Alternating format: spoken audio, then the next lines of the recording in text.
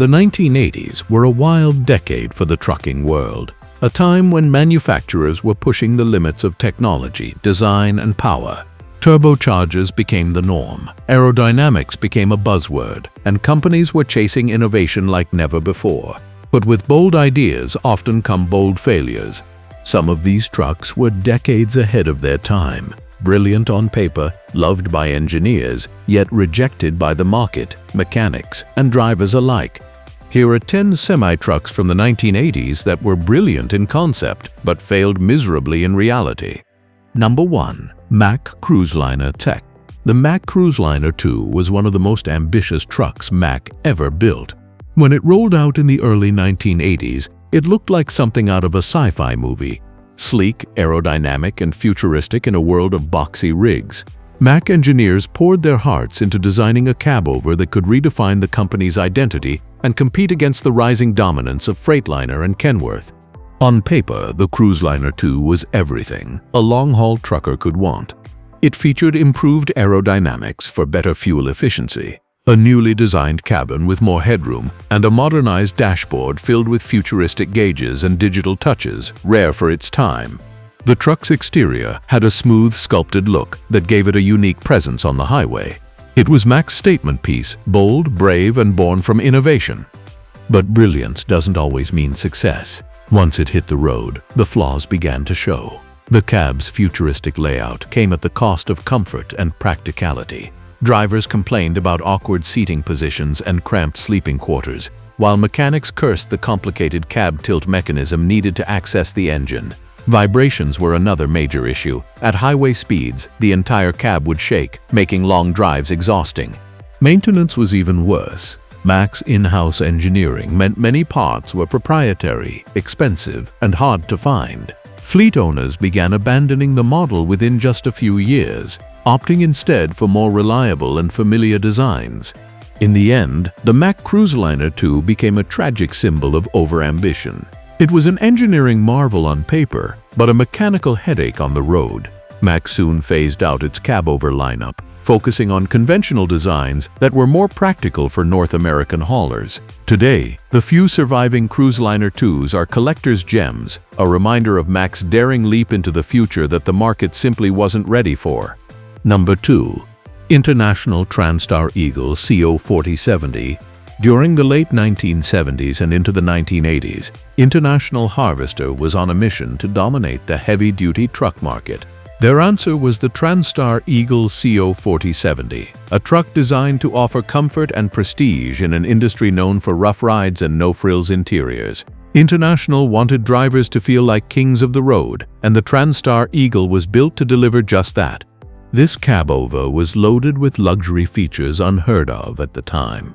Plush upholstery, deep padded seats, improved sound insulation, and even optional wood-trimmed dashboards. The Eagle was designed for long-haul professionals who spent weeks away from home, providing them with a comfortable living and working space. The powertrain options were robust, including reliable Cummins and Detroit diesel engines that promised endurance and torque.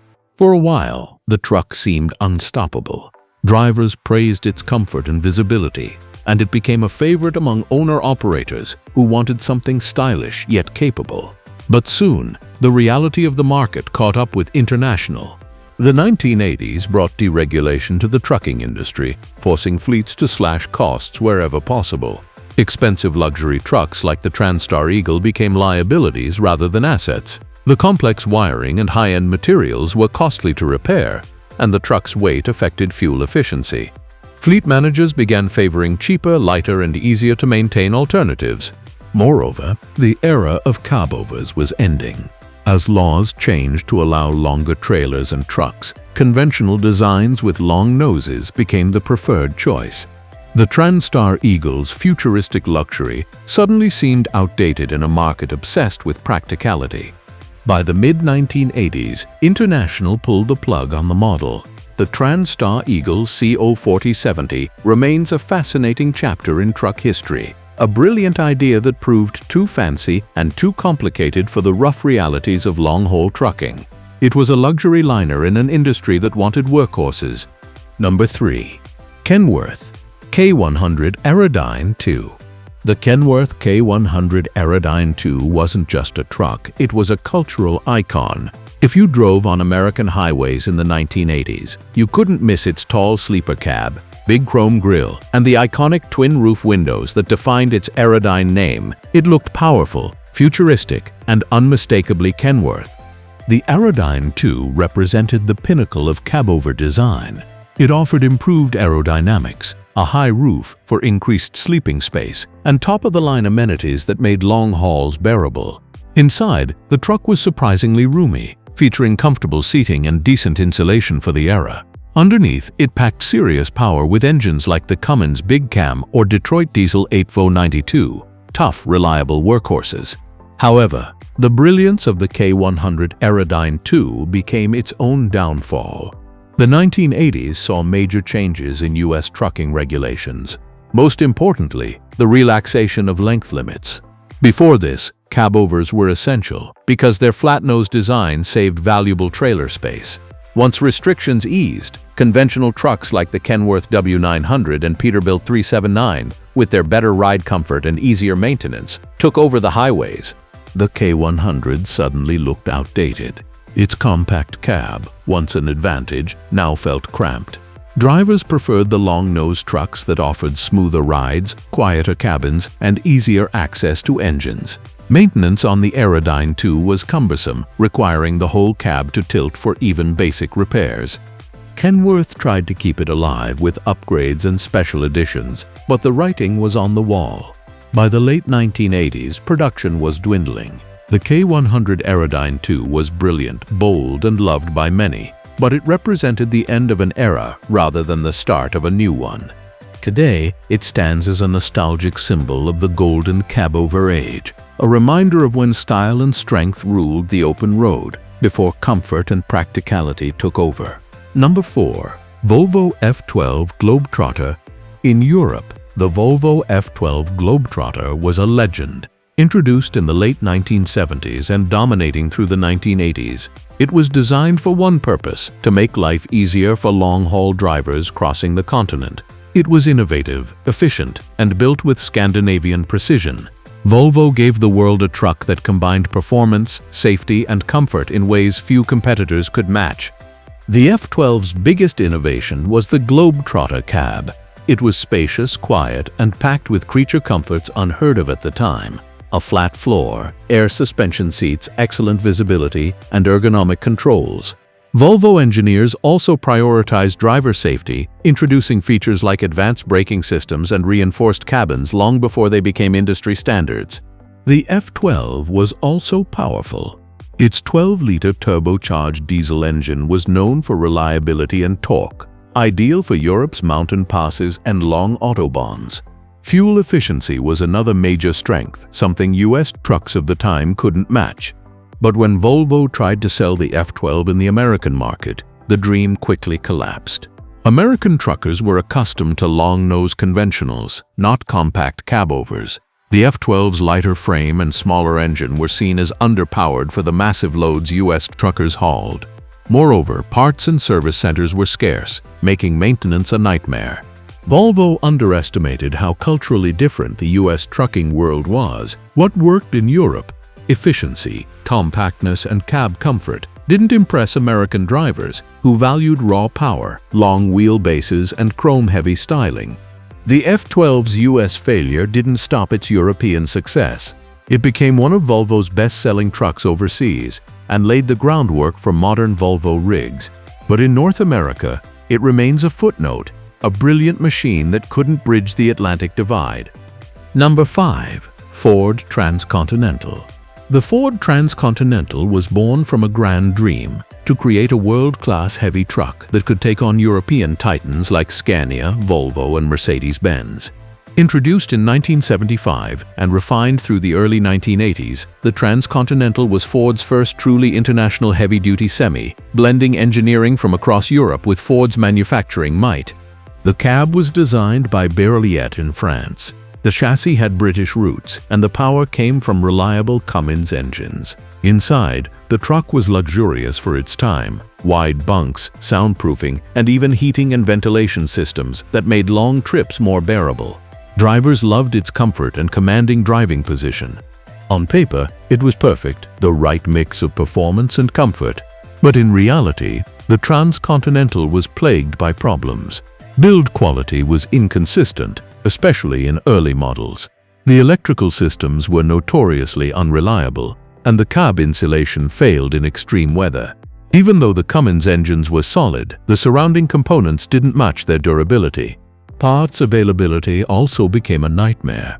Because Ford sourced components from multiple European suppliers, repairs often meant dealing with a confusing mix of manufacturers. Fleet downtime skyrocketed, and operators quickly lost faith.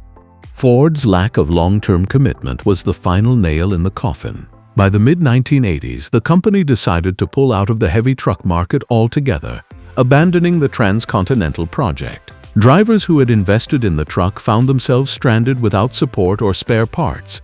Despite its failure, the Ford Transcontinental remains one of the boldest experiments of the era. A truck that tried to unify Europe's trucking expertise under one banner but collapsed under its own complexity. It was brilliant in concept, ambitious in design, but ultimately a victim of corporate inconsistency and bad timing. Number 6. GMC Astro 95. The GMC Astro 95 was once seen as General Motors' big hope for dominating the heavy-duty trucking industry. Originally launched in the late 1970s, the Astro rolled into the 1980s as a modern, capable cabover that seemed ready to take on Freightliner, Kenworth, and Mack. On paper, it was a solid contender. Strong Detroit diesel engines, a roomy cab, and GM's engineering prowess behind it. The Astro was marketed as both tough and stylish, appealing to fleets and independent drivers alike. Its cabover design allowed for better maneuverability in cities and terminals, a big advantage before length laws were relaxed. The truck's interior was surprisingly roomy for its class, featuring better visibility and driver ergonomics than many of its rivals. GM even offered a premium Astro 95 Eagle package with added comfort options and chrome trim, trying to attract owner-operators who wanted both power and pride on the road. But beneath its promising exterior, cracks began to form. The Astro's biggest problem was corporate neglect. GM's focus in the 1980s had shifted heavily toward passenger cars, leaving its heavy truck division starved for innovation. The Astro's design quickly became outdated, with few updates to keep it competitive. Its cab structure aged poorly, and drivers complained about vibration, rattles, and noise at high speeds.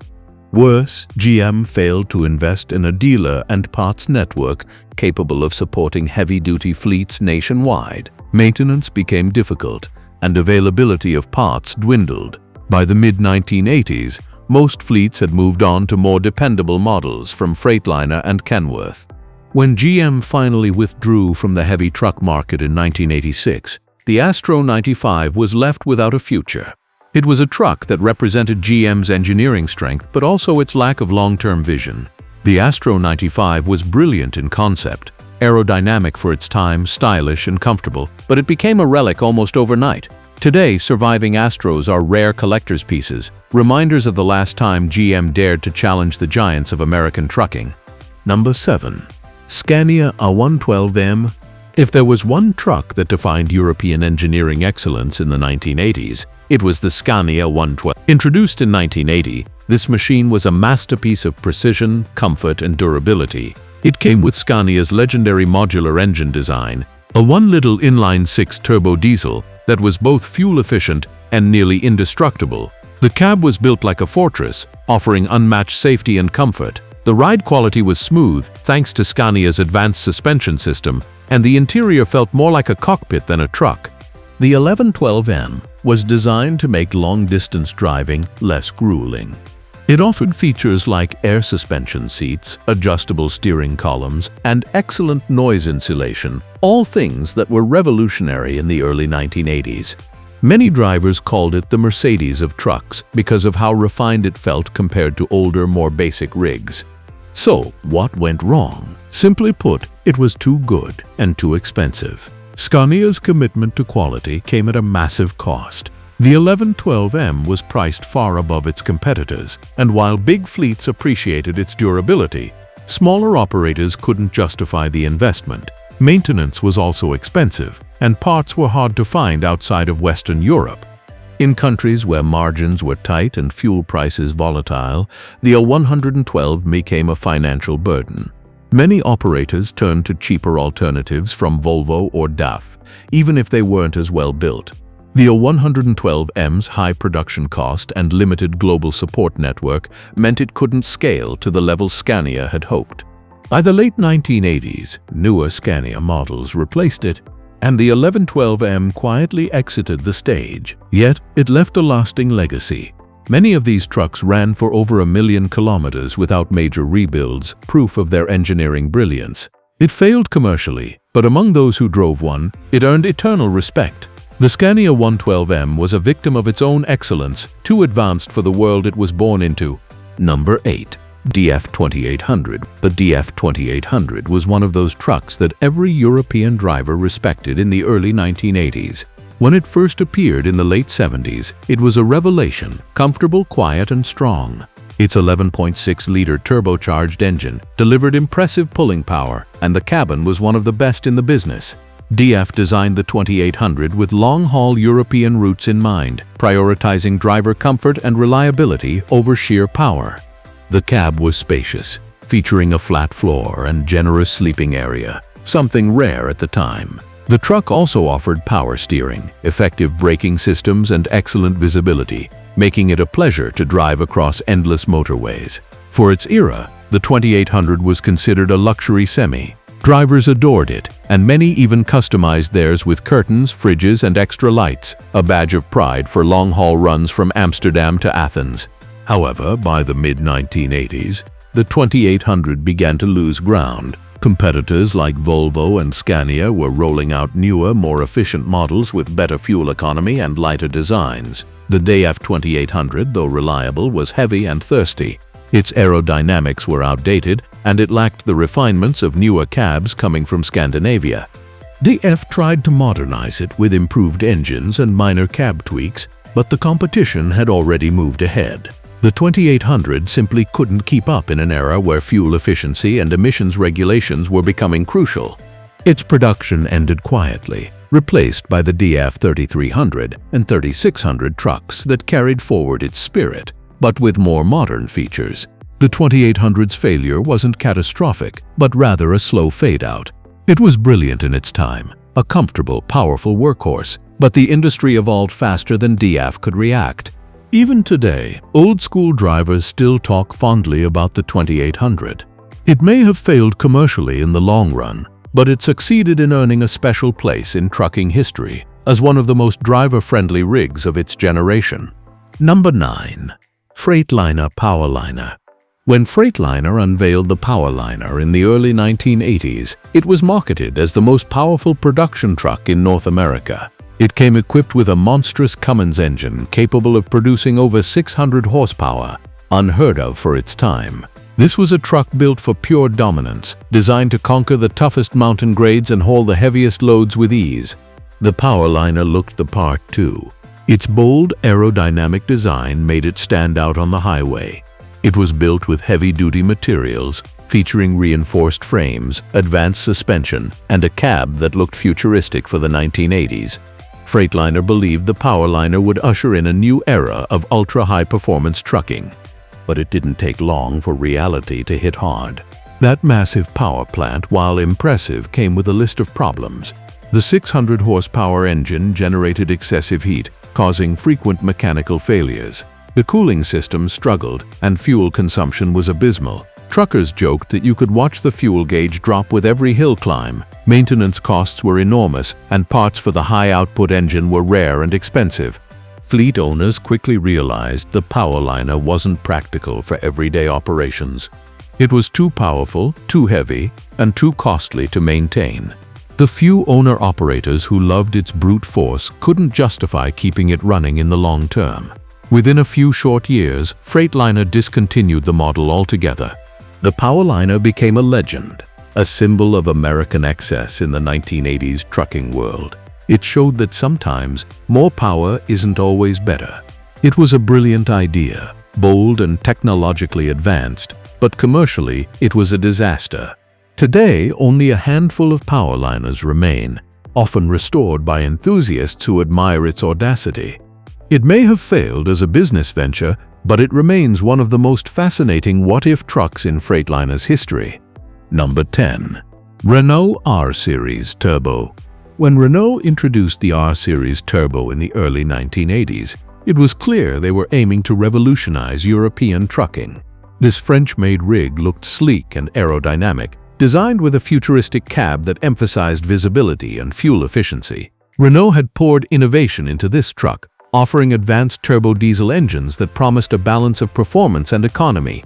The R-Series was designed for comfort, with features like a tilted dashboard, excellent visibility, and quiet interiors, rare luxuries at that time. The cab's styling stood out, smooth, modern, and very French in its design philosophy. Renault wanted to compete directly with Volvo, Scania, and Mercedes, and on paper, they had the technology to do it. However, execution was where things fell apart. Early R-Series models suffered from reliability issues, electrical faults, weak transmissions, and inconsistent build quality. Many trucks experienced breakdowns within their first few years, damaging Renault's reputation among fleet operators. Moreover, the company's service and parts network outside France was severely limited, making repairs time-consuming and costly. While the truck's turbocharged engines were efficient, they were sensitive and required careful maintenance, something many operators weren't accustomed to. For fleets looking for dependability, the R-Series became too risky an investment. Renault tried to fix the problems with updated versions, but by the time they improved reliability, the damage had been done. Most buyers had already shifted to safer choices from Volvo or Mercedes. Despite its commercial failure, the R-Series Turbo deserves recognition for being ahead of its time. Its aerodynamic design and driver comfort features influenced later European trucks, setting the stage for the successful Renault Magnum series in the 1990s. The R-Series was a noble failure, one that pushed innovation forward even as it stumbled under its own ambition. The 1980s were a decade of transformation, when technology, design, and competition redefined the trucking industry. These 10 trucks were symbols of innovation, courage, and engineering ambition. But in chasing brilliance, their makers often overlooked what drivers and fleets truly valued: simplicity, reliability, and practicality. They weren't bad trucks. In fact, many were too advanced for their own good. Their failure came not from lack of vision, but from being ahead of their time, released into a market that wasn't ready for them. Today, they live on as fascinating relics of trucking history, reminders that innovation is always a gamble. In the world of heavy machinery, even the most brilliant designs can fall flat if the roads and the world aren't ready for them. So that's it for today. If you like this video, then please hit the like and subscribe button for more videos. Thanks for watching.